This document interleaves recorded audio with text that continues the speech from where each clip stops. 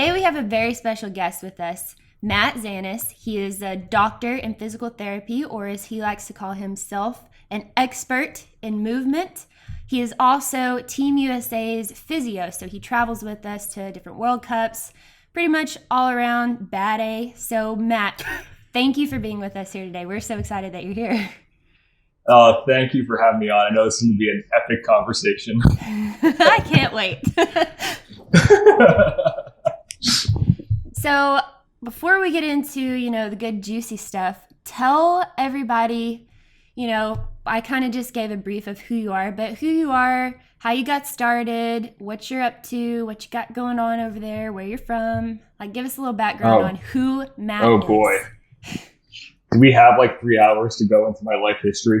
We got as long as you want. As much time as you need. We get criticized for having long podcasts, but we like to make it about the guest. So you go for it. No, that's what it's all about. I'm not going to sit here and give you a diatribe of my resume, but I'm actually a backwoods Northeast Pennsylvania boy. So that's where I grew up. Currently live here in Arizona for the past 8 years, but started in a little town called Pottsville, Pennsylvania. And it's the home of Yingling beer, best beer around. Yeah. If you disagree with me, then we're not friends.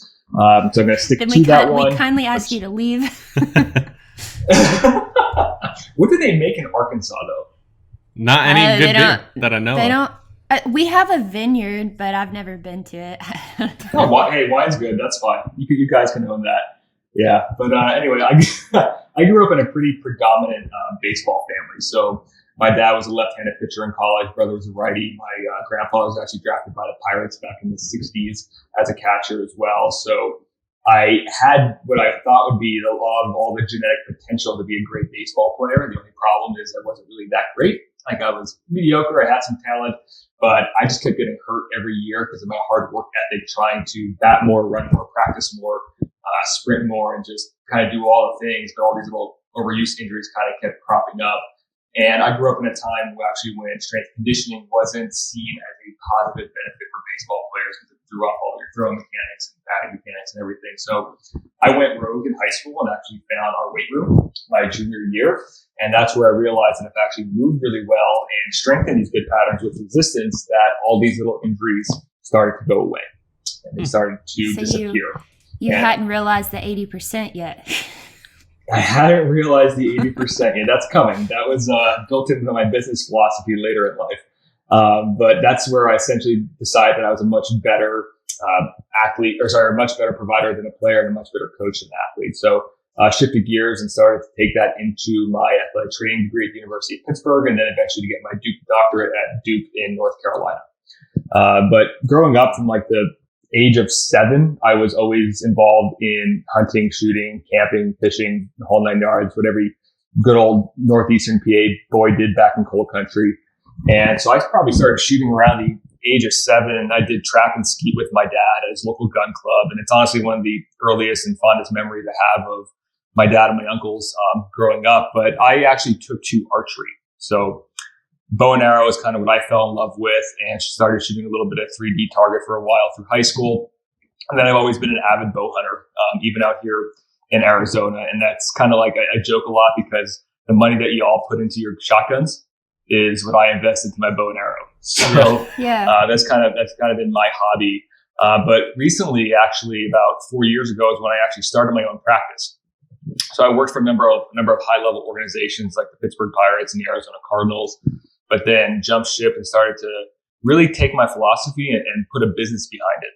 And that's why my business's name is Rooted in Movement, because anything that you want to do, whether moving through pain or improving performance out in the field with any type of athletic endeavor you have, is rooted in your movement, your vitality, your mindset, your nutrition, and your training.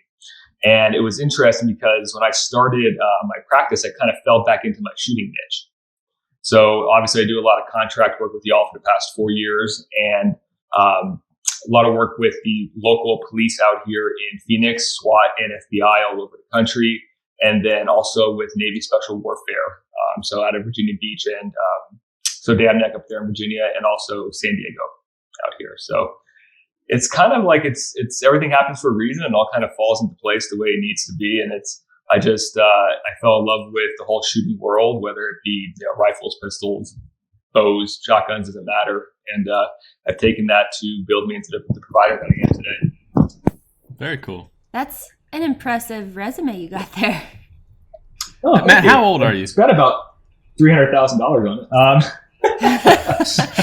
I just turned 31 on Cinco de Mayo this year. So cool. Happy late birthday. Yeah, thank you. It's interesting because 30 birthday, I actually turned 30 in South Korea with you guys at I remember world champions, or it was a World Cup, I guess, last year, and it wasn't really that big of a deal. Like now I'm in the 30s, so I actually do feel a little bit older this year around, but still moving forward. Gotta keep moving. Keep that body. Gotta keep moving. Very cool.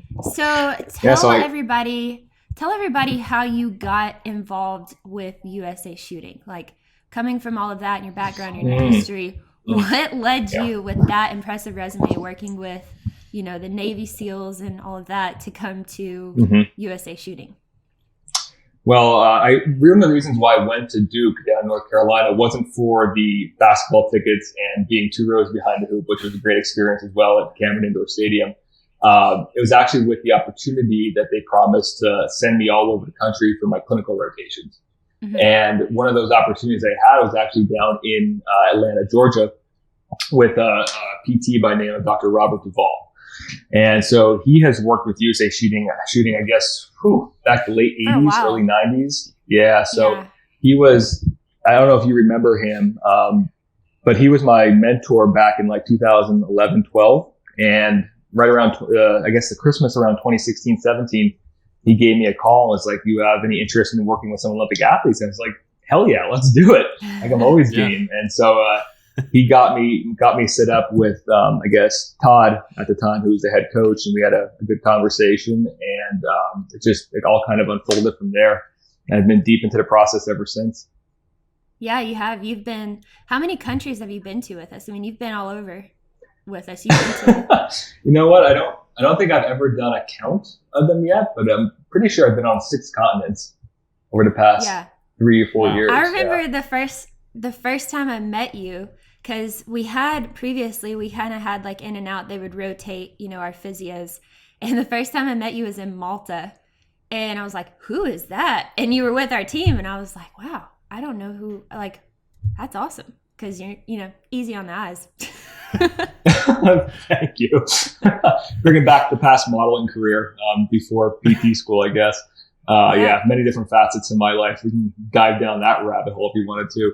So that was my first experience with you guys on a 7x7 mile island in the middle of the Mediterranean, of all places. It was a mess. Like the shoot got shut down pretty much for 3 or 4 hours, I think, because the wind was so strong.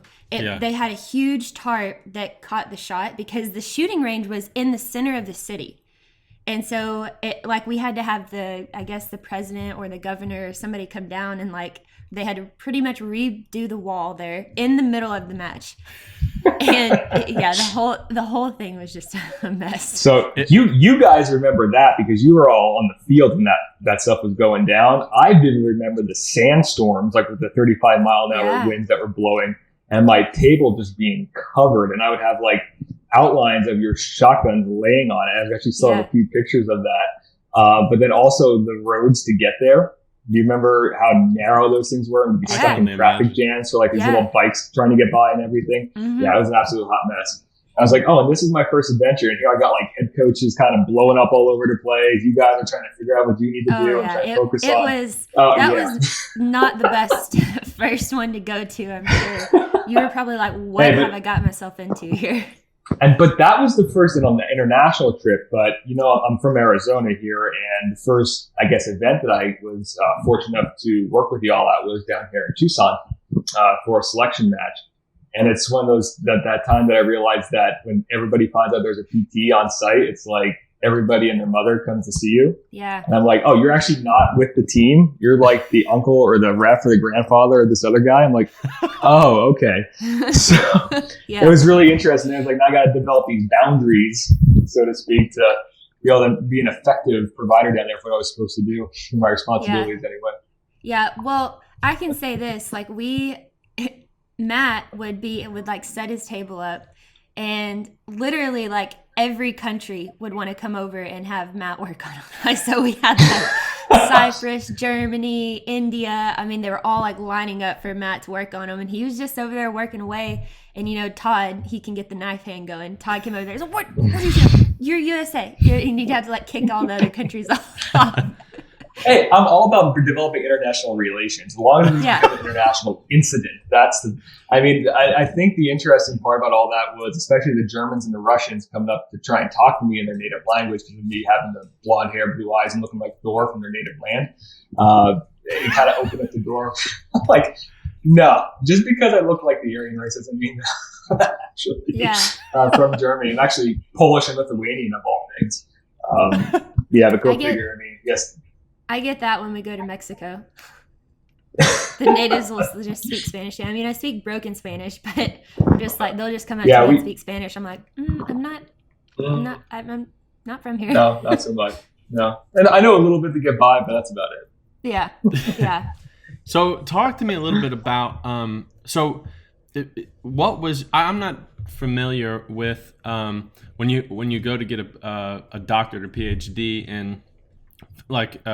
In what your degree is in, what did you have to specifically study? I mean, is it the same way like if you're going to get a PhD in chemistry or business, where you have to really kind of go in a very small avenue towards something and dig deep and study it yourself? Or and that's where I tell this to a lot of my students and a lot of the other providers that I work with, is PT school doesn't really train you to be a great physical therapist. Yeah. They train you to pass a board exam and to not kill somebody. So that's important. I mean, that's seriously what it is. And it's important, right? I mean, you don't want to hurt anybody, but your ability to be an effective clinician and to be a movement expert, you have to go out and learn. And that's always been kind of my thing. So I'm a continual learner. And I like to learn from various different professions and realms of professionals, and then take what I learned and assimilate it into my own practice. And that's why I'm looking at everything from physical therapy to strength conditioning, and actually most recently diving deep into a lot of psychology work as well, to kind of make myself a more well-rounded practitioner. And that's something that we can definitely talk into, is like the mindset and psychology of shooting and rehabilitation, because that's honestly the majority of how we make a lot of progress with the human body and with performance, for that matter. But I went on and did an orthopedic residency and a manual therapy fellowship. And I mean, there's only 33 of us in the country with that level of designation. So it was a lot of time and a lot of energy put into it. Ironically enough, to be very, very good at using my hands. And I probably only use that about 10% of the time now. Because when it comes down to it, it's more so about the empowerment of the athlete in front of me. And at the end of the day, they're going to do the work that's necessary to change their body and help them improve with whatever they're trying to improve on. I'm not going to fix you guys. And Kayle, I know I've told you this a number of times. You're going to fix yourself. Mm-hmm. I'm just going to kind of be your guide along the way. Yeah. You just teach me how to do that. Yeah. So I want to put a pin in what you brought up about the psychological influence on everything you just said, because I definitely want to talk about that later.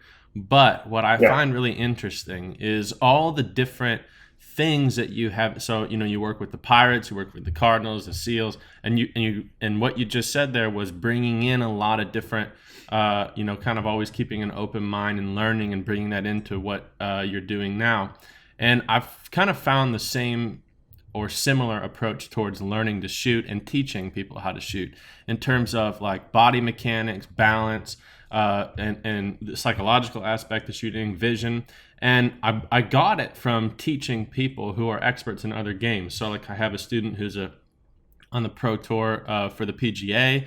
I have a guy who is an Olympic runner, and then some. What was the other one? There was something else.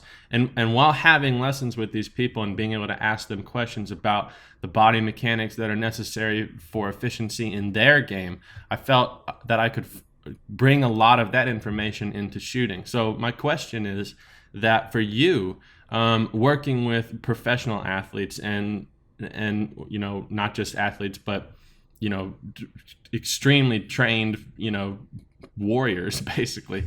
What have you brought from that, whether that be in professional sports and baseball, or for trying to build a really well-rounded athletic human being, to do a bunch of different things. What have you found from that is important in shooting, and or is stuff like that even important in shooting? Because I think that that's something that a lot of people really overlook when they think about shooting as a sport. A lot of people don't look at it as being something that requires physical strength or a lot of good control over your physical movements and stuff like that. So talk about that a little bit. Yeah, so a couple of things come to mind there, and I want to kind of touch base on what you mentioned about learning from all these different types of athletes, different types of personalities. And there's an old quote by Bruce Lee that says, "Empty your cup." And that's a really, really great quote to live by too. It's like, if you come into an interaction or an experience with your cup full, you're not really setting yourself up for success. You can't learn anything then, because you already have these walls and these barriers built up. And, I mean, it's one of those things where you kind of already come off as you know it all, and you can never learn anything from that individual. And then we can learn from anyone. I learn from students that I have all the time too. So like the whole premise of that quote is, come in with your cup empty, so you can fill it with useful knowledge, and then you make the decision of whether or not you're going to take what's useful and then discard the rest of it. Right. So where can you take that and assimilate into what it is that you're doing? And I'll tell you this too. When I came into USA Shooting, I was told right away that shooting athletes weren't necessarily considered athletes. Yeah. And that really, it struck a chord with me. It kind of pissed me off in a way, because if you look at athleticism, there's a definition that we use all the time, and this is not my definition. This is by a good buddy of mine who's a 10-year NFL vet named John Wellborn. He defines athleticism as the ability to seamlessly and effortlessly combine primal movement patterns through space to accomplish a known or novel task. Yeah. Yep. That's exactly what you guys are doing. I mean, if you look at it, that seamless and that effortless movement, that is what we call kinesthetic awareness. So it's your ability to move your body in an efficient manner without having to think about it. Yeah. And you are moving through. So there's actually a lot of movement going on there through various different planes of motion. And then you think about it from a known or a novel task. So yeah, you know you're going to be getting a target, but the direction of it, the speed, all depend on the wind and the lighting. There's a lot of unknown variables involved there. So that fits the definition perfectly of athleticism. And that's why when I came in to work with you guys, I'm like, I can make a lot of difference here, because it's just, you guys have been untapped for so long. Like, you guys have been kind of put to the side, and I don't think that's very fair at all. And I think that you guys deserve a lot more attention than what you've been given over the years as well. Yeah. Agree. Sorry, that was kind of like a roundabout answer to you. No, that's a great question. That's a great explanation of that, because I was talking to somebody the other day about a sponsorship, and they brought up a point of, they wanted a high profile athletes. And my response to that was, just because they're high profile, that only means the media is covering them. I was like, how they've gotten to where they are doesn't mean that they've put in any more work than I have to get to where I'm at. It's just not as glorified in the media as what that other person, like if you take a baseball player or a track runner or a gymnast or something like that, shooters are putting in at the level that I'm shooting at and that he's shooting at and that a handful of us are shooting at, are putting in the same amount of work as those athletes that are all over the, those high profile athletes. And it really kind of rubbed me the wrong way. So for you to say that, that's a really good explanation of that. Well, it's kind of interesting. I think that's a really good segue to go back to what you mentioned earlier with the psychological aspect of physical movement, because, what I think is really interesting about shooting is that you can take, and I've had conversations with other professional athletes about this, guys that have played in professional golf, football players, track athletes, and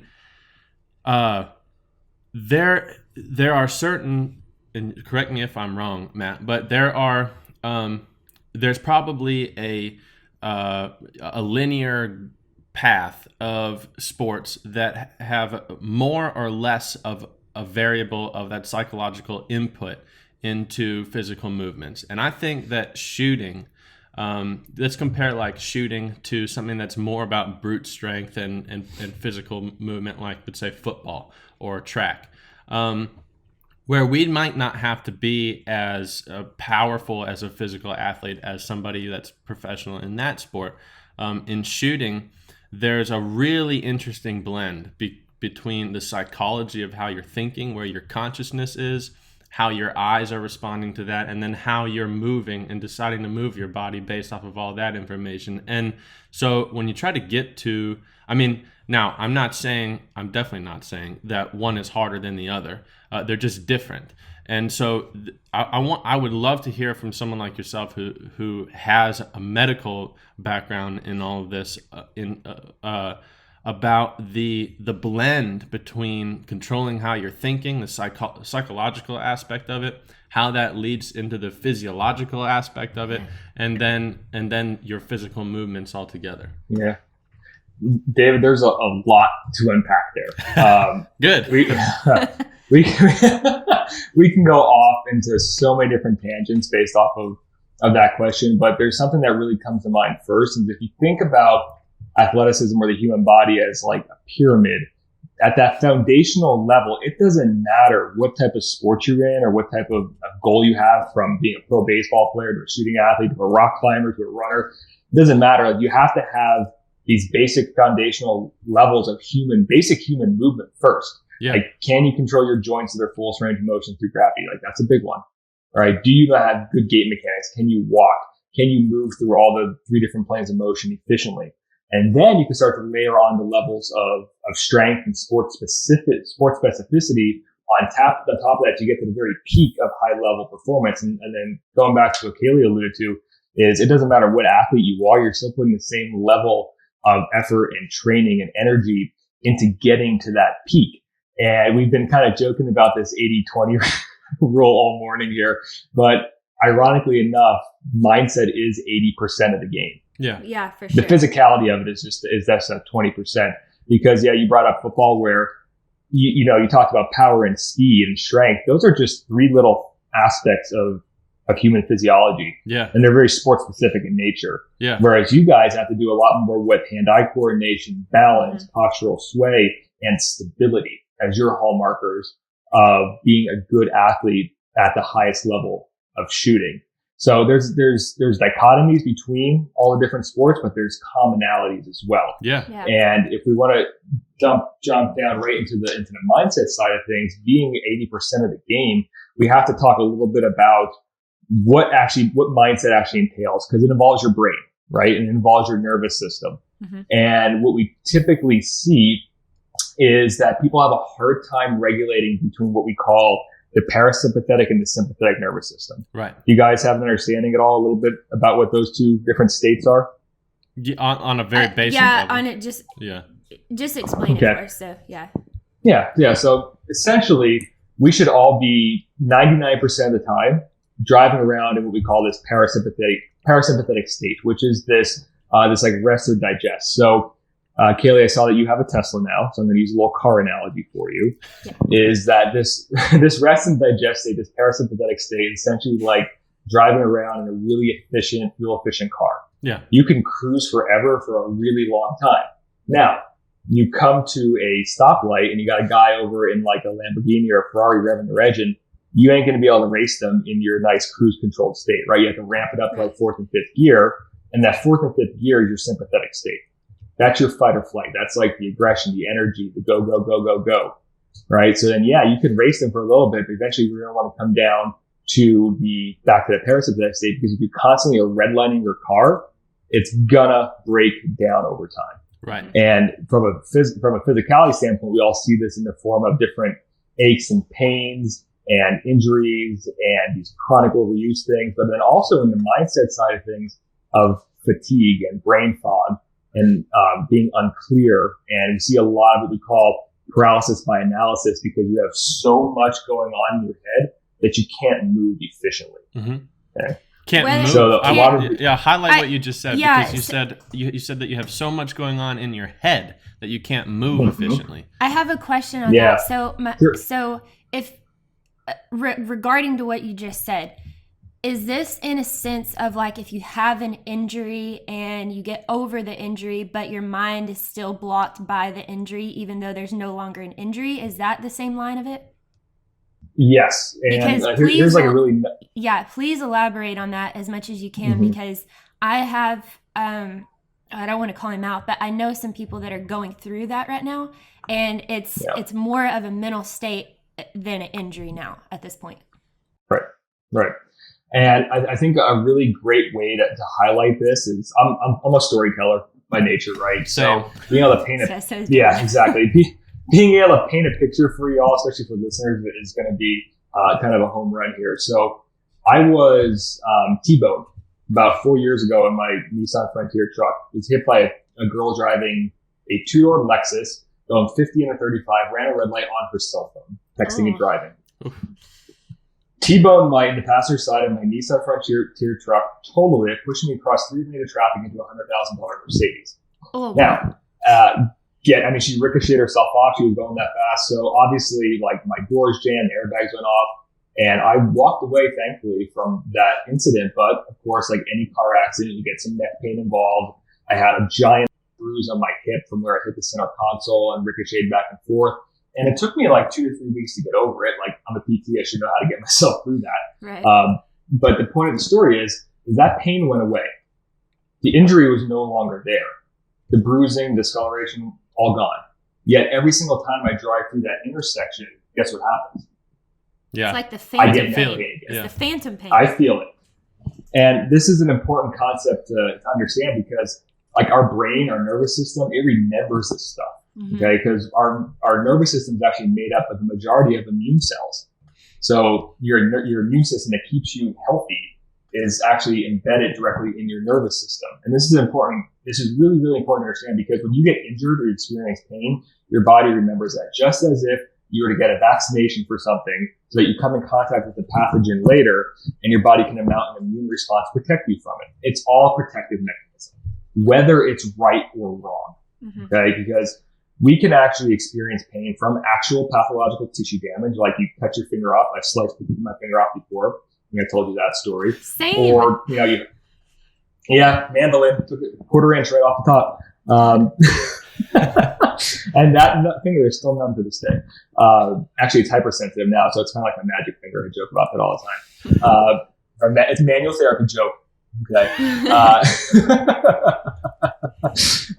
But anyway, so your brain can actually experience pain from that incident, right? You actually damage some tissue in your body, or you could experience pain from the threat of potential tissue damage, meaning you're moving in a certain way that your brain perceives as a threat to your body, and it will send out these signals, not to tell you that something is necessarily wrong, but to change something. It's information. Like, we need to change the way that we're moving. We need to do something differently. And that's the key aspect, is we don't have any pain receptors in our body. We just have different sensors that detect different things like mechanical stress, compression, tension, shear, stretch, hot and cold type of stuff like thermal stuff, and then also chemical stuff like inflammation. Like, you sprain an ankle, it swells up. You're not necessarily feeling the tissue damage, you're feeling the pressure from the swelling that's sending off signals up to your brain.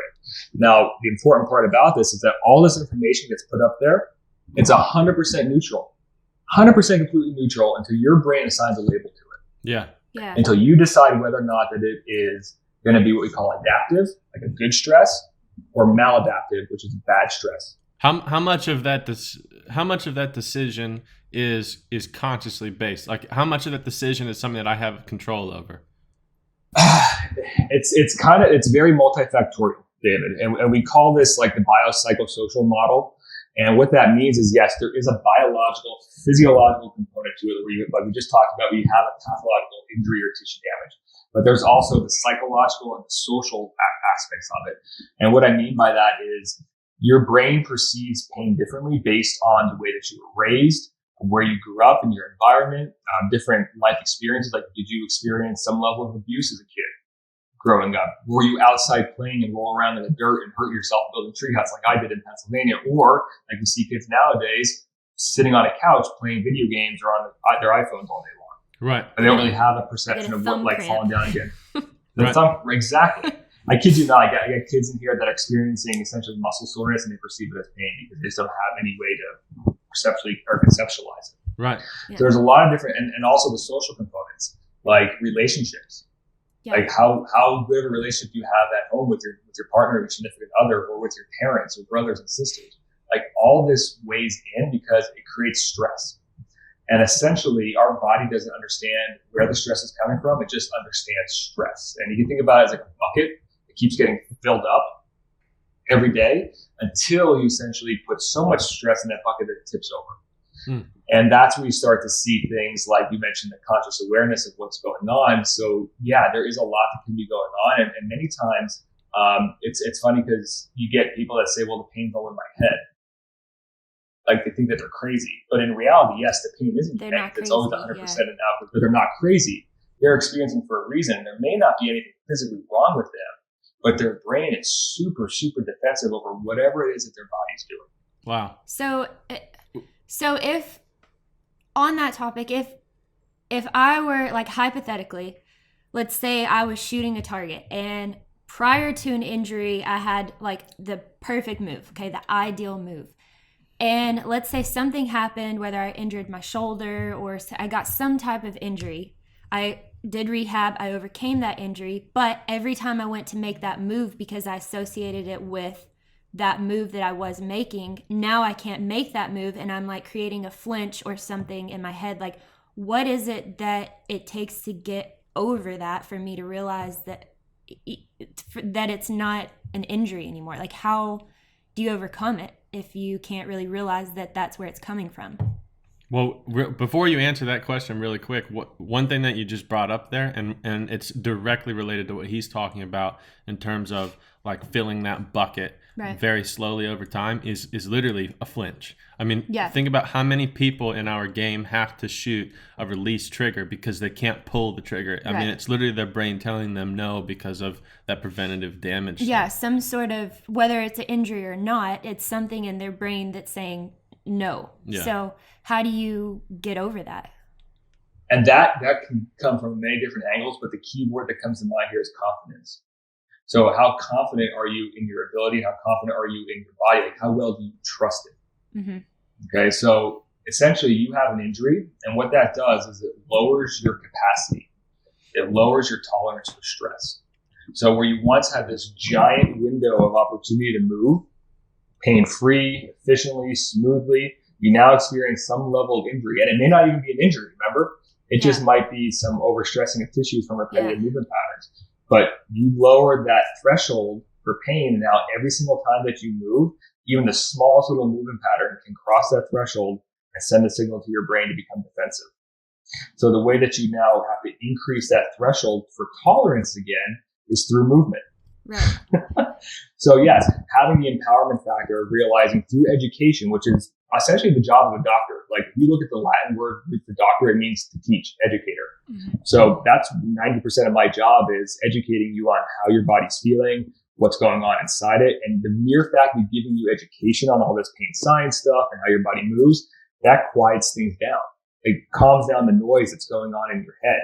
It calms down the confusion that's going on. And then we can start to build that resiliency and that durability through movement. So it's this old strength conditioning principle called stress to progress. Meaning in order to get better at something, you need to add progressive levels of stress to get your body to adapt in a meaningful way. Yeah. Right. So for example, let's just say you're making a move towards a target that caused like left-sided low back pain. Mm-hmm. We can now get you into different movement patterns based on how your body is set up. And that's a whole other 2-hour-long conversation in and of itself and the biomechanics side of things, but then progressively and gradedly expose you to different movement patterns and different loads that replicate that movement. And all of a sudden your brain becomes comfortable with it because it becomes feels like it has more control over it. And has more confidence over that movement pattern. And now all of a sudden I call it like the light bulb movement. You're moving the way you used to move and you don't even realize it anymore. Yeah. How much of so would you understand what I'm talking about if I were to say like the depth of your consciousness during a physical movement? Can you elaborate on depth of consciousness? Okay, Because, so like how much I am paying attention to my external surroundings. Does that make sense? So yeah. So or how much I'm feeling what my body is doing. Okay, so right. does that variable, whatever that is, whatever you would call it, does that variable, how much does that variable influence? So I'm talking about this through the filter of Kaylee's game, a bunker trap, Okay. which is a reactive game, right? So how important is it to be in a specific headspace or a depth of consciousness in order to react physically in the most appropriate or efficient way? Yeah. Is there a correlation there or no? Yes. I mean, big answer picture, yes, 100%. And what I think that you're alluding to here is what we call like the flow state. Are you familiar with that term? No, I'm not. Are you like the flow state? It's like being in the zone, kind of. Essentially, yes. Yeah. It's another great way to put it. So being in the zone. Yeah, you're kind of unaware of what's going on. You're just there. And they studied this in extreme sport participants, like X Games type people. Cool. Where it's literally a life or death situation. Mm-hmm. And what we find is that when it becomes a life or death situation, your brain literally shuts out all that external noise that you were just alluding to. So that depth of consciousness becomes, I guess, a lot deeper, right? You're more in tune and more aware of what your body's doing versus what's going on around you. Is that at all related to adrenaline? Yes, I mean, there's like a whole cascade of hormones that are, so like if you're in a highly stressed environment, your adrenaline spiked, your cortisol spiked, which is going to cause many different, like that paralysis by analysis type of sensation. Mm-hmm. That's going to happen. Now, this is an important concept as well, because you do want that adrenaline, you do want that cortisol. It's how you actually control it and harness it that makes a difference. And like that's where it comes to training it in the mind. Like you understand what you're feeling, you're aware of it, you can reframe it now in a positive light that you can now utilize for your benefit. So versus seeing it from a negative side of things, where you get, let's just say you shoot a really, really great match, like the best match you've ever shot, and all of a sudden you get to the finals and you break down. Mm-hmm. I can't tell you how many times I've seen that in some of our own athletes before with USA shooting. It's like, what just happened? Yeah, you're like, where did that come from? Where did that come from? How do you go from being the top of the leaderboard to coming in dead last in the final? Mm-hmm. And it's all because of what's happening between the ear. You got yourself so psyched up, all that adrenaline, all that cortisol running through your body, you didn't know how to utilize it. And that becomes a huge, huge problem we see with a lot of shooting athletes too, is you don't know how to turn it into a positive energy. And then that's the thing. It's like, I use this line as well, where your focus goes, energy flows. Yeah. So I'm full of these one-liners. It's great. I like them. So if you're constantly focusing, that's a good shirt, Matt. That's a good shirt. You need your 80% shirt. I should just come up with a clothing line. Yeah. You guys want to help me market that? Yeah, we'll make some merch where your focus goes. What is it? Energy where flows. Your focus goes, energy flows. Energy. There you go. I like it. Energy flows. And essentially, like if you're constantly focused on the noise around you, maybe you got cheering fans, or you got the voices in your head telling you you're not good enough to be here. We've seen that in some of our athletes as well. You start second guessing yourself, and everything that you've utilized up to this point essentially goes out the window. So now you're focused on the negative. You're telling yourself you don't deserve to be. You're telling yourself you're going to miss this next target. What do you think you're going to do? Yeah, you're going to miss the next target. Yeah, it happens all the time. Versus being like, I deserve to be here. Right. I am going to represent my country. I'm going to win this match for my team and for myself. Those are different positive mantras that you can be telling yourself. They're now going to put your body and your brain into the right mindset to be able to perform at your best. So you essentially can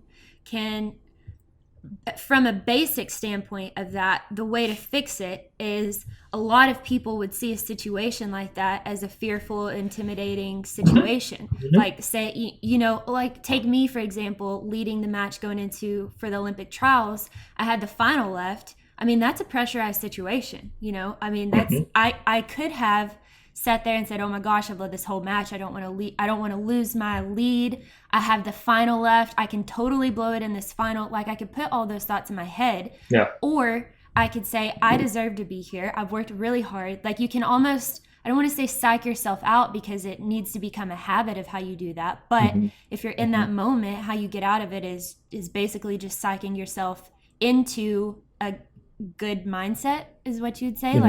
Like replacing those negative thoughts with empowering thoughts. Well, explain a little bit because that's like, that would be our definition of what's happening. But I want to, and not to put you on the spot here if you can't, but I want to know, more of a medical understanding because when we say, okay, we're psyching ourselves out, basically what's happening is we're changing the direction of our conscious thought patterns to change the chemical hormones that are being produced in our brain that influence the way we can physically move. Yeah, we feel the adrenaline or whatever. What? I said you feel the adrenaline and whatever's going on, whatever's running through your body, you feel that. Right. So you have a reaction to it. Yeah. Yeah. So explain how, for people that are listening, because there's so many people in this game, clay shooting sports, that when they get to a moment where the paralysis by analysis moment, where they're in a shoot off and they got a bunch of people watching and it's the first time experiencing that. And you said it earlier where you said, when you have adrenaline and everything else going on, you kind of got two pathways. One, if you let it influence you negatively, you lose the physical control of your body at the level that we need it to make those precise finessed movements with the gun. But two, I don't know the medical reason for how, but I know that when I get that way, I can somehow flip that around to make it allow me to focus better, see better, and move better. So what is happening chemically, neurologically, physically, whatever, that allows me to do that? Yeah. Definitely a bunch of different chemical pathways that are occurring and physiological pathways that are occurring, and especially inside, it all starts in the blood, and then that's transferred into the muscle tissue and the nervous system as well. But I just want to pause and give Kayle kudos for this, because over the past 3 years, she probably had the strongest mental game I've ever seen with people. Like, she has the ability to work through adversity, and that's because that she's trained. It's just like a muscle. Yeah. She's trained that over time, based off of different conversations that we've had in the past about your kind of trajectory in life and how you progressed to where you are today. But going back to like you went the medical definition of all this stuff. Well, no, it's interesting. In a way that listeners can understand it. So, maybe not the exact medical terminology, but like to explain the process that happens. Here's going to be another one-liner for the listeners to take away from this. And I'm going to make some quotes out of these t-shirts. Oh God, you better put like an entire sheet of my quotes on I'm just going to have Matt Zanis quotes, and the whole back is just going to be 80%. All of these. What we'll do, we'll have it for those of you listening right now. We're gonna have on whenever this episode airs. We're going on the next live at 5. We're gonna have a competition to see who can say every single one of the one-liners. Yeah, and then that person will win something. Yeah, I'm gonna put your. We have our names on our mugs. I'm gonna put one of my favorite one-liners on yours. Please do, and then send that to me. So this one is: the breath is the king of the brain, and the brain's the king of the body. Very cool. And what that means is that we don't have control over our heart rate. We don't have control of what's going on inside our body. We do have control over our breath. It's the one component that we can actually have some say in. And the reason why this is important is because it controls that parasympathetic and sympathetic nervous system. Mm-hmm. So doing something like long, slow exhales will actually send your body into more of that parasympathetic state versus this hyperventilatory breathing that you get when you're all worked up and excited about being at a final. Mm-hmm. That's going to put you in that sympathetic, that fight or flight. Now, what that does is change what's going on in the blood. So if you're hyperventilating, you're actually, so you're messing with the ratio of oxygen and carbon dioxide. Basics of what it breaks down to. But what that does is it causes tension into the muscle, and you get more blood flow into the muscle because your brain is like, we're going to fight somebody, we got to run away, or we got to go hide, or we got to freeze and not move. Yeah. So it becomes super tense. And a lot of those common tense areas that the muscles that you see start to develop are in and around the neck and the shoulders and in the low back. Now you guys can tell me how important it is. Yeah. How important it is to be loose and fluid through those, relatively loose and fluid through those areas to be able to move smoothly and efficiently. Yes. So, yeah, exactly. And what the slow breathing does is allows you to calm down and get more oxygen into the system, which allows the muscles to essentially relax. So you're blowing off more carbon dioxide with the long, slow exhales. So that's the chemistry behind it. Now, one of the key things that I like to do is called a 4-7-8 breath. Mm-hmm. And what that is like, I do a lot of public speaking, and honestly, it's something that I was never really comfortable with, but just like, shooting is something that you can train, you become good at, and you're more comfortable with it. But I always get that little bit of energy right beforehand. Like I know it's coming. I know I'm going to get that adrenaline. I know I'm going to get that cortisol pumping. But I go right back to my 4-7-8 breath, which is an inhale for 4 seconds, a hold at the top. So you're holding your breath at the top of the breath for 7 seconds, and then slowly exhaling. You're pushing through a straw for 8 seconds. And that's enough, going literally just through 5 of those breath cycles, to be able to calm the nervous system down, re-regulate the chemistry that's happening between your lungs and your blood into your muscles, and clear your mind. Yeah, I was about to say, because that's something that you use in meditation. Yeah. Meditation, so, right. So you're in, like, scenario-wise again, you're in a final, or you're about to shoot a final. We're in sporting clays, like, let's say, I'll put this scenario out there because we've gotten this one a lot. You start out shooting and you're just shooting terrible because you're worked up, adrenaline's going, you've missed 3 or 4 already, and your instant thought is like, oh my gosh, I'm already down 3 or 4. I want to stay in the 20s, or in sporting clays, I don't want to, that's a bad score already. So what you just described is what's happening chemically. And a good way to try to get out of that is your 4-7-8 breathing routine. Just it's literally changing. It's literally changing the chemical balance, balance in your body that's creating all that tension and anxiety. And that's something that you're going to want to practice. Yeah. If you got a competition coming up, now granted, with this whole COVID thing, we don't know when these competitions are going to be happening again. But if you got a competition coming up, you don't want to just think, oh, I heard that crazy PT guy with all those one-liners on a podcast when they talk about this 4-7-8 breath. I'm going to try and use that. It's not going to have the same effect. It's something that you need to train to get your body used to it, and have it as a tool in your toolbox. And coming into what you just talked about, Kayle, about like shooting poorly in the beginning of a match, like shooting athletes, or actually any athlete for that matter, needs to have the memory of a goldfish. Yeah. Like you need to be able to, if something bad happens, recognize it. Like don't just push it down and ignore it. Recognize it, say, okay, and then forget about it. Yep. Don't let it do that snowball effect. Yeah, exactly. And that's a much better way to look at it than just telling people to calm down. Yeah, for sure. And we talked a little bit about this, and that's the way I teach too. Like, obviously you want to have a post-shot routine so you can figure out why you missed or what caused the miss so you can, do better for your next shot. But you don't want to hold on to that shot and sit there and let it marinate and create the snowball effect and cause you to miss 4 or 5 more after that, when that could have been prevented in the first place. Once again, 80-20 rule, Kayle. 80% is good enough, because guess what? You're going to fail. Yeah. And that's okay. That's human nature. And when I'm coaching or I'm trying to improve skills on my own, I fail. Mm-hmm. It sucks to admit, but I am a failure as well. We're all human. We all do that. But the key is, can you learn from those failures? Yeah.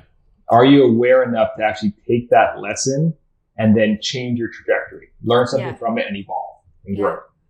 This is a really interesting conversation. It's really cool to hear, because we know and we practice and we train the mental game, obviously. I feel like I'm really good at being able to compartmentalize personal life and what's going on in shooting and separate those, so whatever's going on over here doesn't affect what I'm doing in shooting.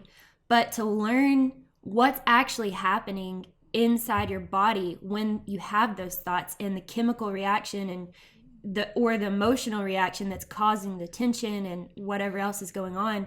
That's really interesting to learn about, because I've never didn't know that. Like look at how important the education is. Like the mere fact that you guys are learning about this right now, it's like, oh, I'm normal. Like this isn't weird at all. Yeah. Right. And it's supposed to happen. But now you, like I said, you can acknowledge it, you can build a routine off of it, and you can train it just like any other part of your game.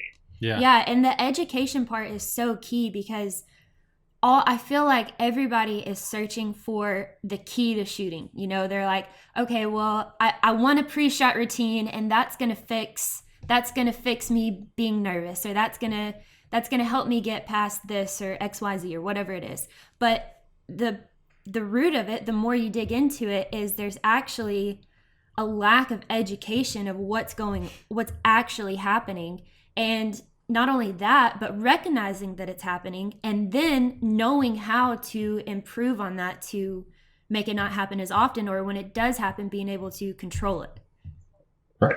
Yeah. And that's there's no secret swirl program for anything out. Everybody's looking for it. There's no quick fix. There's no quick fix that can make you a high level performing athlete, just like there's no quick fix that's going to take your pain away or help you move better as well. Right. You got to do the work. Constantly doing the work. Yeah. So that kind of brings me into another question. Sure. How important so my expertise is shooting, your expertise is movement. And in my game, so my game is a little bit different than Kaylee's in that we have a lot wider range of movement. So and I want to know from somebody whose expertise is in that, how important is the body mechanics of what you're using to move a certain way, and incorporating balance into that equation, and physical tension, and talk to me a little bit about how movement, good or bad movement, can influence the use of unneeded muscle, which leads to tension and potentially bad or worse visual acuity or mental stress. Is there any type of connection between those things? And so let me give you an example, just so I can kind of parlay that into what somebody listening can understand it being. So let's say that I have a bird that's going just straight left and right, pure crossing from me. I can either move with a central point of balance through the center of my body and rotate around it, or I could essentially redistribute my weight from my left foot to my right foot, having my balance change throughout the equation of making that move, totally changing the setup of every single thing in my in my body as I go from left to right with the bird, and that influences the use of different muscle and different parts of my body having to move the gun. Obviously, for me, that rotational movement around one singular axis has much more control than the other one. And I notice that while I move that way, it influences the way that I see and how calm I can be during that move. So while learning this game, how important is it to learn how to move your body correctly? Well, I want to start off with saying there really is no bad movement. There's only movements that you're ill prepared for.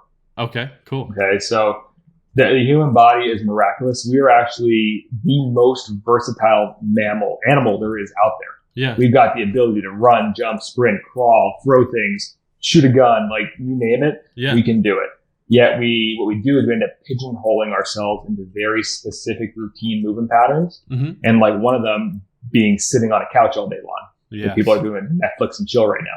And that ingrains your nervous system into only moving in a certain way or only having the ability to move in a certain way. And what that does is it starts to wear down the stress that we talked about, the tolerance for your tissues into those patterns. Now, you also mentioned what I took as technique. Yeah. Okay. So yes, there are a variety of different techniques. And it's one of those things where one technique will work for somebody and it's not going to work for somebody else. Yeah. And that comes down into a lot of different biomechanical factors of how your body's built, like how longer your femurs are compared to your torso, or how long your neck is, or like me being 6'1", you have a 6'5" wingspan. Like I'm a knuckle dragger. Yeah. right? So and really long femurs. So like, for example, squatting is much more difficult for me lifting heavy off the ground. Yeah. I'm more biomechanically prepared to do that. Now, what is the one point of contact that we always have with the ground? It's our feet. Right. So the feet are essentially the start of the kinetic chain, and they are what send all the information up to the rest of the body. So you could be trying to change somebody's eye placement. You could be trying to change somebody's shoulder position or hip position or where their trunk and shoulders are leaning.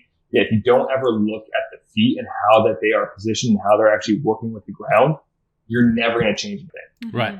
And it's not just from the biomechanical standpoint of our feet being able to transmit the mechanical energy up to the rest of the chain. It's the sensation. So we talked about before about our brain being able to detect all this information from the body. Well, our feet have the highest amount of mechanoreceptors, which are these sensory receptors found anywhere else in the body. Yet, what do we do with them? We subject them to these little shoe prisons all day long, and all they ever experience are the cushion of our insoles. Or my shoe prisons are very cute. And they very well may be cute. I love going shoe prison shopping. That's my new word. I'm gonna tell That's David. another quote. That's another quote. I'm like, what are you doing today? I'm going shoe prison shopping. There, you gotta trademark that. Yeah, but that changes a whole host of. We're not even getting into that. I won't get on that soapbox. Continuing down my other rant about the sensation of the feet is if we only ever experience it, or only ever let our feet experience one type of sensation, like the cushion of an insole or a shoe, you're leaving a lot on the table, meaning it's along the same lines of having a nutrient deficient diet. Wow. So like if all you eat are vegetables all day long, or all you eat is just meat all day long, you are putting yourself at a disadvantage because you're not getting the adequate nutrition into the rest of your body. And all that adequate nutrition is dictated by different vibratory senses. So every surface that we stand on sends different vibrations through the body, whether it be wood or carpet or tile or gravel. Like, I'm crazy. I walk barefoot out here in the heat. I can tolerate the Arizona sun because I developed my feet the ability to do that. But it all sends different information. Our foot is completely mobile. It's 26 bones and 33 joints. It's meant to be dynamic, like our hands, to be able to grip and grasp things. However, what we do with shoes is we push everything together like this. So these are essentially our toes being squished together. And my point about all this is that you mentioned your muscles, right, moving in certain ways. Well, the way that our brain works is that the muscles aren't controlling anything. Yeah. Here's another one-liner for you. Ready? Man, I'm like just leading them into you now. So joints act, muscles react. Muscles are dumb. They're really dumb. Yeah. Plain and simple. They react to the position that your joints are in. So if, for example, if the feet are squished together, all those little muscles in the foot can't control anything, which means that you're going to have force bleeds going up the chain. And these force bleeds can result in things like pain in your low back or in your knee or in your shoulder because it's taking the brunt of all the movement versus your foot being able to control your hips and help your body actually attenuate and dissipate those forces throughout the rest of the body. Holy cow. Now, when it comes to efficiency, this is going to be really cool. Yeah. And Kayle, I still have to send you some of these. So I'm going to kind of talk about it. And I want to send you some of these insoles that I'm working with. Is that they're completely flat, but they're textured. And the cool part about it is I've been working with police and SWAT and FBI with these to where we're putting them in their shoes because they have to wear these big clunky boots all day long for their jobs. There's no getting around that. But can we increase the stimulation to the bottom of the foot? And what we found is that by increasing the stimulation to the bottom of the foot, we're making them more efficient movers with their weapons. And we're improving their hand-eye coordination. Wow. That is amazing. Yeah. So this might be slightly disrelated, or unrelated. So I've noticed that I prefer to shoot in really wide toe box, like trail running shoes. Does that have anything to do? Okay, so that's good. So I'm not crazy. Yeah, clapping. No, you're not crazy. And that's lost my headphone. That is actually really intuitive of you, David, because what that does is it actually allows your toes to spread apart. Yeah. So display. For shooting, it would be ideal to have something that, if I'm understanding this correct, would be flat, like a flat shoe, but something that your feet could... Like a wide toe box. Like a wider shoe so your feet could because when I'm like, my mind's going, like, actually blown right now. So my mind's going in like 30,000 different ways. But when I teach shooting, and even when I shoot, I consciously think about where my feet are in relation to how I'm moving. Like, at the end of the move, I check my feet to see if they're in balance or if my toes are gripping or something like that, because that is an important part of me. I never knew the science behind it until just now, but that I've always tried to shoot in shoes that were really flat, that didn't have like a heel on it, so that I could feel my toes grip whenever I shoot. And I've always just done that. Because you do or do not want that. I do want that. I want you want my your toes to grip. Yeah, I want my toes. You want your toes grip. Yeah, I want my toes to grip and that's why I was saying when I make my move, like especially on a turn or on a straightaway is perfect. When you're making a straightaway move and you just have like the slightest little move forward, my toes will grip, and that's how I know that I made a good move on it. Well, how much of that is a forward movement of balance? Is that what that is response of? I try to keep my balance central. And it's like, I don't know how to explain it to you. Everything's moving fluidly together, but my toes are gripping when I move. And I've always done that naturally. The science behind that and what you're getting at is just learning how to counterbalance your center of mass. Yeah. So your center of mass is literally an aggregate of all your muscle tissue, bone tissue, fat tissue, nervous system, hair, eyes, whatever. And it's all located about an inch below your belly button at your L4, L5 vertebrae at your low back. Yeah. Interestingly enough, that L4, L5 vertebrae is where people experience the most amount of low back pain. Right. Because they do a really poor job being able to balance their center of mass. So you shifting forward, that is telling you by the gripping is that you're at your end range and you're actually making the move that you can actually balance the gun and your body weight forward. Yes. Yeah. Okay. And what we see is when you lose contact with the feet, you lose your ability to balance your center of mass. Mm-hmm. And what happens is I'm just going to use an example of like your foot collapsing in and you rolling onto the inside edge of your foot. Mm-hmm. That's not going to allow you to rotate your pelvis. You have no control over it now. So what's going to happen, and I've seen this a number of times, and this is why Coach Jay and I get along so well, because I could actually be out there in the field coaching you guys like I did down at the Pan American Games. Yeah. And what that does is that if you don't get the control from the hips, the trunk is going to compensate and you're going to dip your shoulder. Yeah. And so you see this roll movement here. You roll and you roll forward and down. Yep.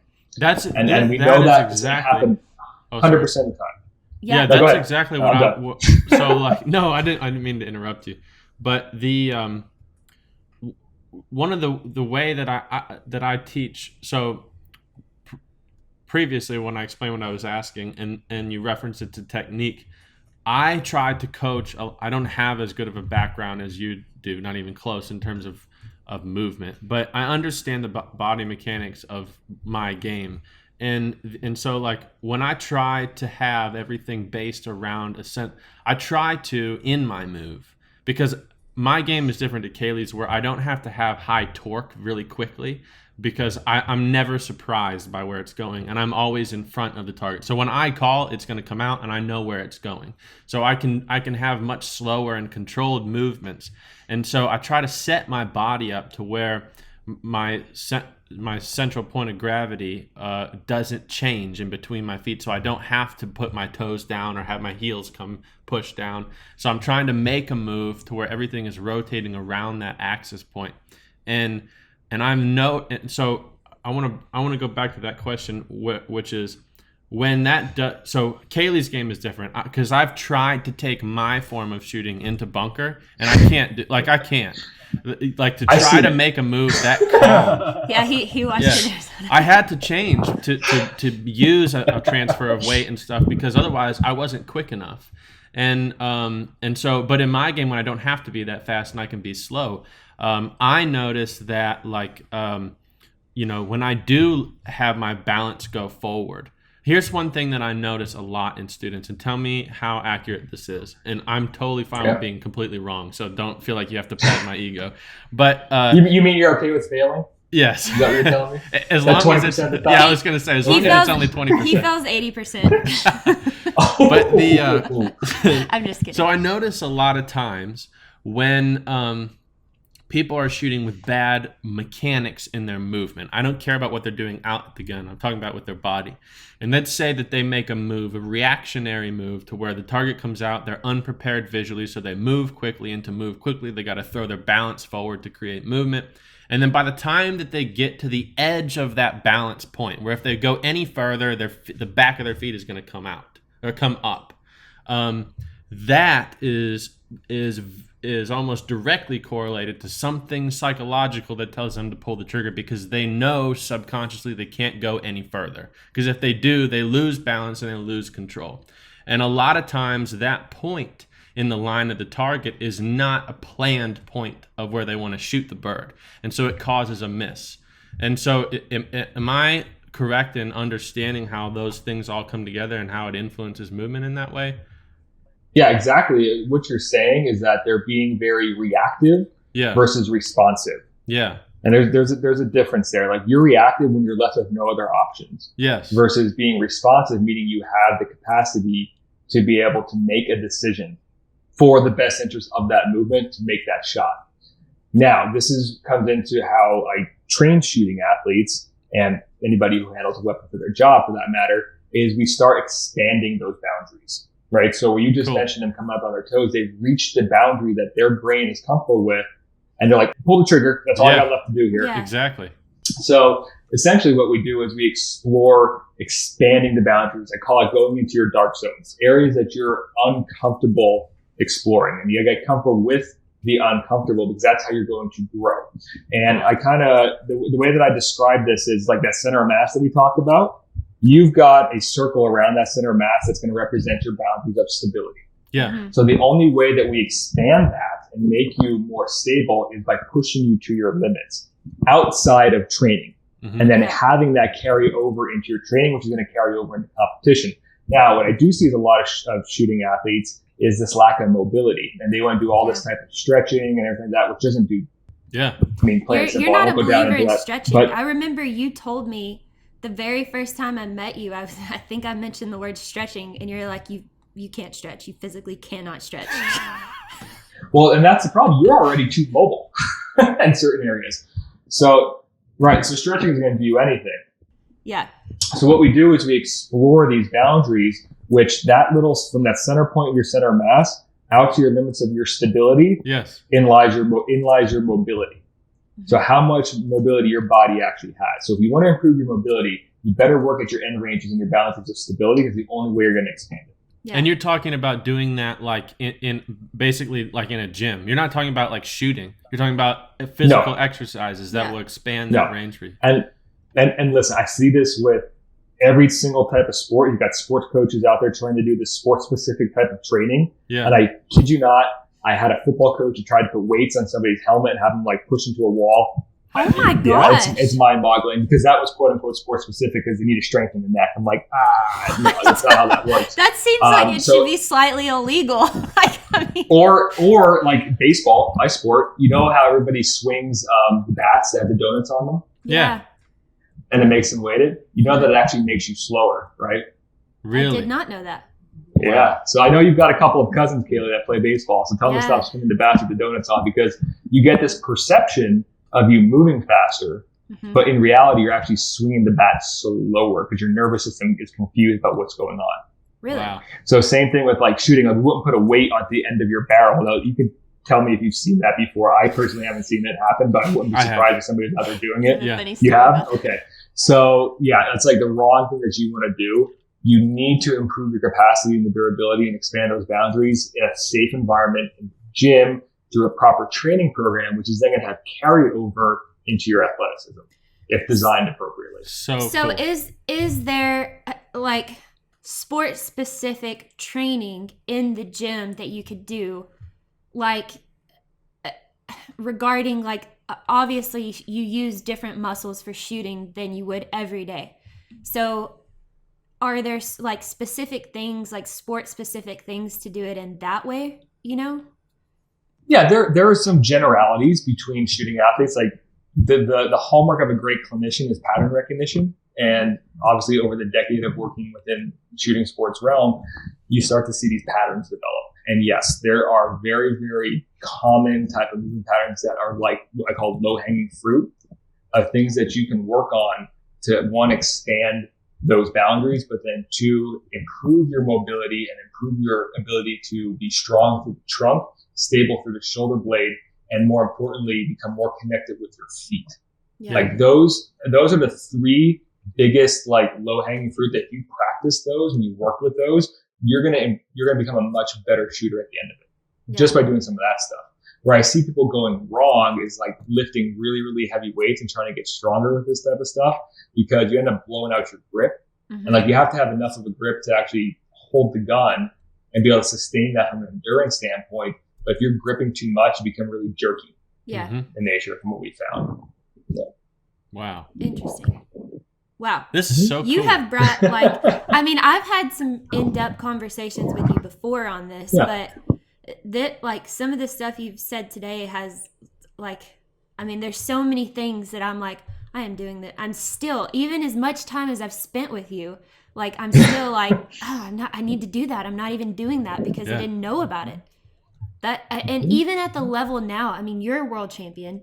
I'm just now an Olympian. So you could say an Olympic athlete and a world champion. You are bringing light to us when we've done it for 20 years. We have a 20-year career here that we didn't even know. We've done unknowingly, but didn't understand the importance of exactly what was going on there. Well, what's so interesting about our sport is that there is so little money put into medical research to improve.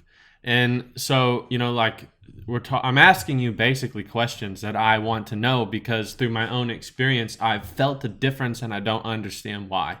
And so, when we take someone like yourself who has such a targeted and specific background in something that's so influential and important in our game, holy crap, it changes the game. Yeah, because exactly what you talked about, there's such a strong connection between the physical movements, the psychological response to it, and then overall the control and reaction versus response that you have to the target. It's that's so, talk about the 80-20 rule. Yeah.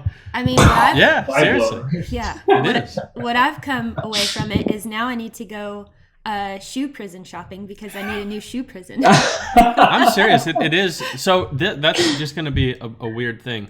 Yeah. Let me ask you a few questions, maybe for people listening that could help them. So shoe wise, because like you said, the feet are extremely important to the control and the movement of everything. It's the foundation of everything. What is a good shoe to use for shooting? Just like Kayle said, as wide and as flat as possible. Yeah. With as little cushion underneath it as possible. Now, I say that with feet shoes. Would those be good? No. Okay. Yep. I didn't think so. No. I was just double checking because I knew that was totally wrong. Okay, so I've got a strict policy of don't be weird, and to me, those fall in the weird category. They're super weird. They're very weird. I have a strict policy on don't be weird. I like that as a shirt too. That's a great shirt. Hashtag don't be weird. Yeah, so don't be that guy that's out there in the shooting range in 5 fingers. Please don't. I don't even think that that's illegal. Somebody's gonna listen to this and be like, I had to go shoe prison shopping, and the best way I can feel my feet grip are with the 5-finger shoes, and they're gonna be out there like, I heard the guy on the podcast say so. Yeah. And the reason why I say that with a caveat to it is because if you are what we call a heel to toe drop, like if you're used to like 3 millimeters and above, or you're used to like platform shoes, I've seen people from different countries utilizing Olympic weightlifting shoes for shooting. And it drives me nuts because they've got like a 6 to 7 millimeter heel to toe lift on it, and so like you're on it's insane. Some coaches make their students wear that because they say it gives them more leverage to the target. That is they just can't control their feet, and it's a crutch. You have so little control like that. Little control, and it's a thick platform. You can't feel anything. It's like it's like 4 super inches, thick platform. Probably. What in the world? So the reason why I'm saying this is because you need to slowly progress yourself down from it. So you're talking to somebody who was a catcher for a very long time, in cleats most of his life. My feet were a hot freaking mess, and it took me three years to develop the mobility and the functionality in my feet, and take my foot from a size 12.5 to a size 10.5. 3 years Wow, to do that. Shrunk? Yeah, because my feet went from being splayed out like a duck and flat like this, bringing the arch up. Wow. Strengthening it. So it can be done. You just have to know what you're doing and put the effort into it. But like, biggest low-hanging piece of fruit with all that stuff is walk around your house barefoot as much as possible. Expose your feet to as many different types of surfaces as possible. And then slowly over time, start to wean yourself off the orthotics and wean yourself off the cushiony shoes. Huh. And a great like rule of thumb for this is like, let's just say you've got a 3 millimeter heel to toe drop in your favorite pair of Nikes, and it's got like, some of them have those like little cushions in there too. Start by just taking the cushion insert out and walk around in the shoes until your feet get sore. And then each day you try to slowly progress that even more so your feet develop the strength and the durability to handle being flatter and actually getting stronger muscles to be able to handle and propel your body weight forward. And then eventually you can go from that Nike shoe with no insert into a lower flat shoe that has a very minimal insert, and then eventually you go barefoot. And like now I just went on a 3-mile hike the other day on the Arizona mountain terrain. So it's essentially just rock and sand in what are a great shoe called Earth Runners. They're just like Jesus sandals, we call them. But they got a copper grounding wire in them, but they're completely flat. They're super thin. And that was like my next progression of strengthening at my feet, because my feet got super sore from that. So you just have to figure out where you're at on this whole continuum and slowly start to progress yourself forward with it. Very cool. Wow. So yeah, because I've noticed a few students come because they're really comfortable in those.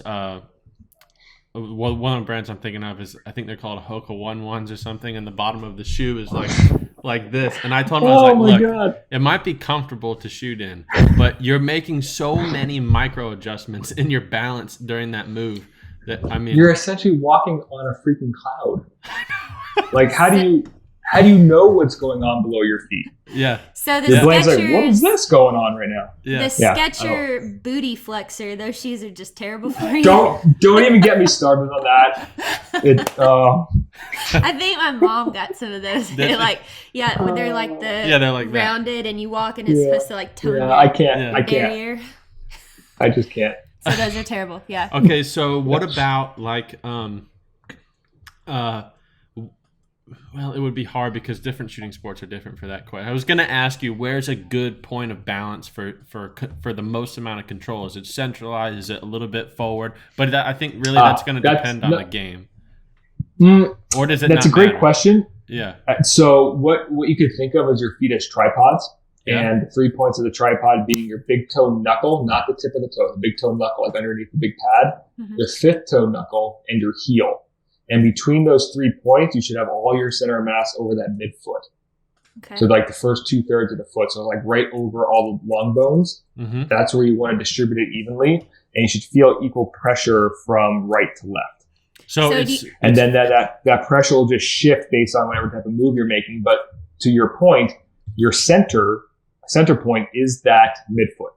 Yeah. So right behind the knuckles and in front of the heel. Yeah. So would you, like in my game, for instance, because if you make a turn, it's kind of knee and with it, you keep your shoulders level. Would you say your end result would want to be somewhere still centrally balanced, or like on the edge of the tripod, for example? So the edge of the tripod being between the fifth toe and the first toe knuckle, that's called your transverse arch.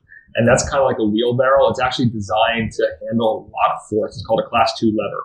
So by you pushing your knee forward and getting that weight centered and pushed out over that transverse arch, you're actually in a really, really good position to produce and reduce force.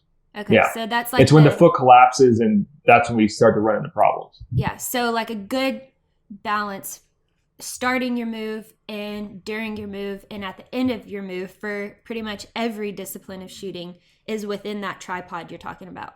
So it's basically very centrally located in all the way through. Yeah. All the way. Yep. Yeah. Okay. Yep. So then doesn't matter what about discipline. Okay, cool. Yeah, that's really good information. Yeah.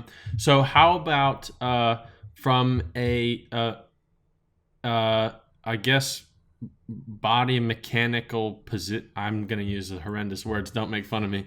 But how about contrast the difference between so through the filter of Kaylee's game, you need more speed. Through the filter of my game, I think I need more control.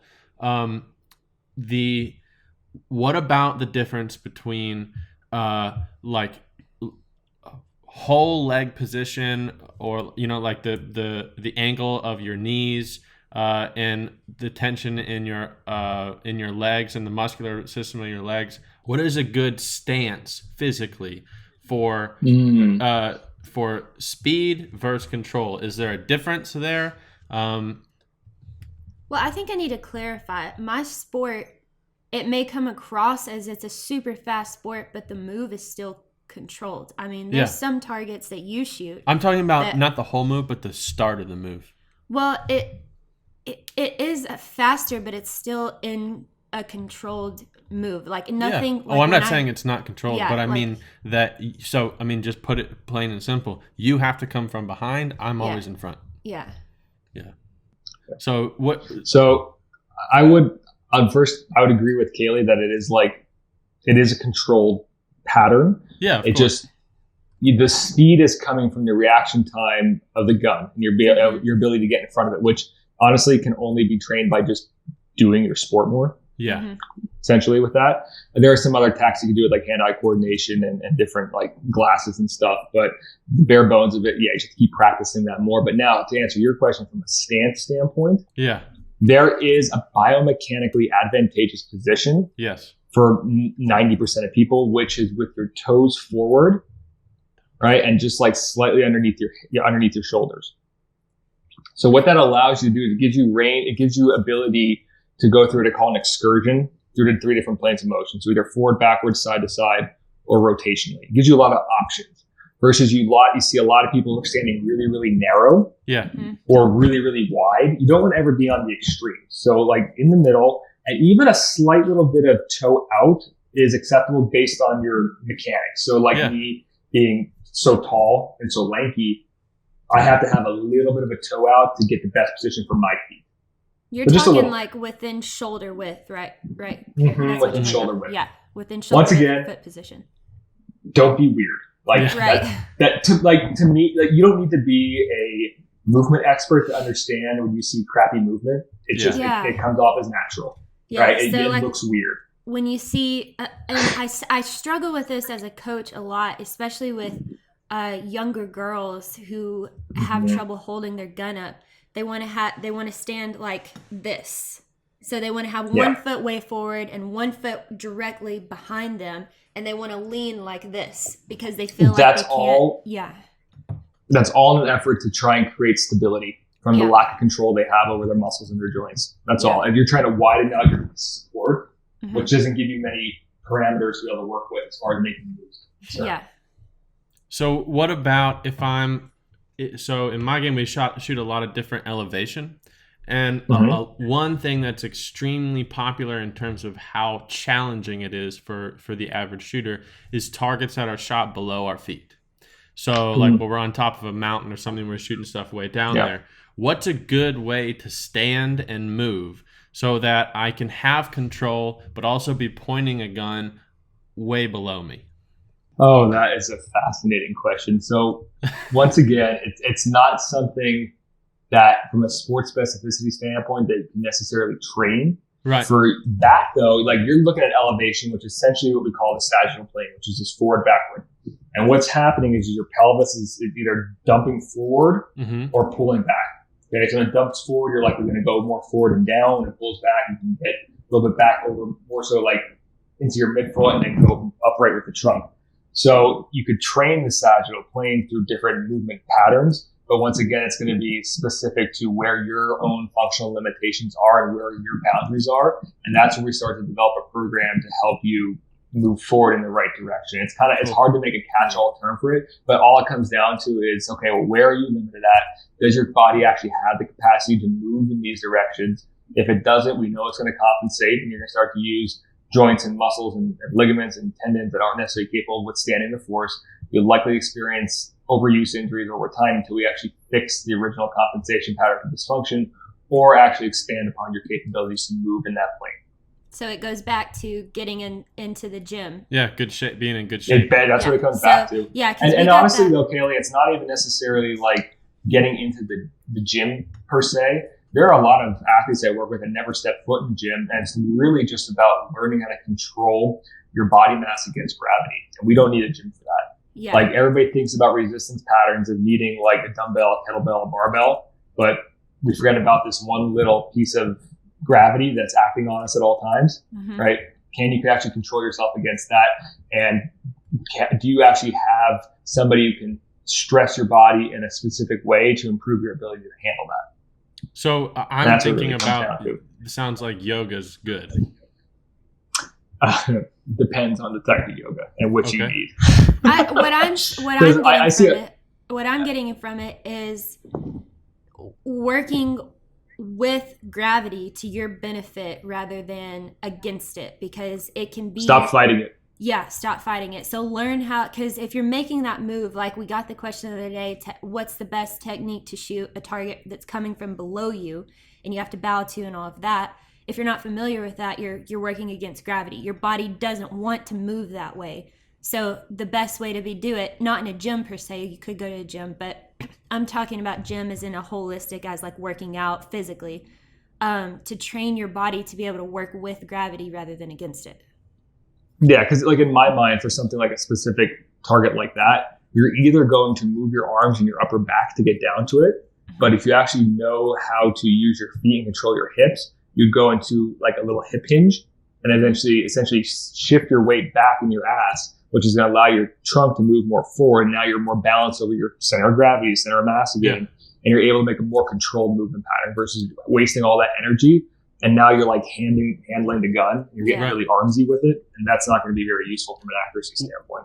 Yeah, what I do basically is, like, if you can see my hand, and if my gun is at this angle, and these are my hips, I pivot like this. So that way I have a central point of gravity here. Yeah. And I have counterbalance here, and then I can rotate around that and have good control. Exactly. You got the pivot point. Yeah. Yeah. Interesting. Awesome. Gosh dang it. We need to have you here and while we have seriously, like, how cool would it be? Well, we talked, I know I've talked to you a little bit about once the lodge is done coming down, and it would be awesome to coordinate with you to hold a seminar here or a clinic here. And, I mean, that would be just so useful, because everything that you've said today, I guarantee, I will bet this mug on it, that nobody, there is such a limited amount of people that know about it and then know as much as you've just told us about it. So, I mean, I think this is going to bring a lot of light to a lot of people, and they're going to want to learn a lot more about it. So with that being said, if somebody is listening and they want to learn more about it, how do they go about getting in contact with you to do that? Great question. Well, I'm currently in a rebranding phase of my business. So my new website is under development at this point, but I'm very, very active on Instagram. So the easiest place to get after me is at Rooted in Movement. And movement is actually an acronym. It's capital MVMNT, or my email address is matt@zanisphysicaltherapy.com. So those are two really great avenues to reach out for questions. I'm open to that. I'm willing to help wherever I can. Yeah, and we'll definitely put all of your contact information whenever we release the episode. And maybe what we could do is I could put together like a little program for people, like just some basic bare bones, and we could maybe put a link to it and see where we need to go with that too. Yeah, I think that would be really cool if we could do, because the way that it works on our website for the podcast, if you go to the website to watch the video, it also has a page about the video. And what we could do is on that have, we can put together like a graphic or something like that of a program of things to do, and put your contact information, have a little bit of it branded for your stuff. And so, because I think it is so important what you're talking about, to learn how to control the gun well, and the movement and everything involved in shooting. I mean, this is what I try to teach people when we're shooting. I mean, if people come to a lesson with me, it's more about how because I can get the gun to move the same way using 30 different things, but I want to try to find the best way to make it move a specific way. And what you're talking about is an actual medical, scientific, biological and chemical approach to understanding how the best way to go about doing all these things is. Yeah. And I think that, if you ever decide to give up your practice doing what you do, you can come make a lot less money teaching people how to do this stuff. Yeah. But we'll hire you on here at Cypress Creek Lodge and put them in a program with you. Yeah, but seriously, it's Yeah. a really cool niche that is extremely important in this game. Yeah. Yeah, well, like I said, I'm passionate about it too. So when you're passionate about something, that's not really work. It's more so you're serving your larger purpose in life. So that's what I'm all about. Yeah, you have a history in shooting with, you started out shooting bows and trap and skeet. So it's really cool of somebody that has your knowledge on that is interested in the shooting sports, because it seriously lacks people like you to be able to make the sport what it should be. And so thank you. Yeah. Thank you. Guys. Thank you for for being on here and telling us all that and enlightening us, but also the listeners, because there needs to be more people that are educated about what we talked about today. Yeah, for sure. Yeah, I appreciate it. If you guys want to do a round 2, 3, or 4, let me know. Oh, definitely. Don't think we won't. You've brought up some serious points that we're going to have you back on. Open the door. Yeah, I got so many different rabbit holes we could dive into. Yeah, we would love to have you down here sometime when things get better after Corona's down, and sit down and actually. Yeah, it would be very cool. Yeah, very helpful for people. I think very valuable. Let's definitely brainstorm that and make it happen. Let's do it. I'm in. Yeah. Well, Matt, thanks so much for being with us. We've enjoyed it. Yeah. Awesome. Thank you for having me. Yeah, and guys, thank y'all for watching again. As Matt said, we'll have everything linked to get a hold of him. So if you're interested in anything that we've talked about today, just click on his website, reach out to him. He's obviously very knowledgeable in it. And that was an honor to have you on here today, Yeah, very Matt. cool. Awesome. Thank you very much. Thank you. See you guys later. Yep. Bye-bye.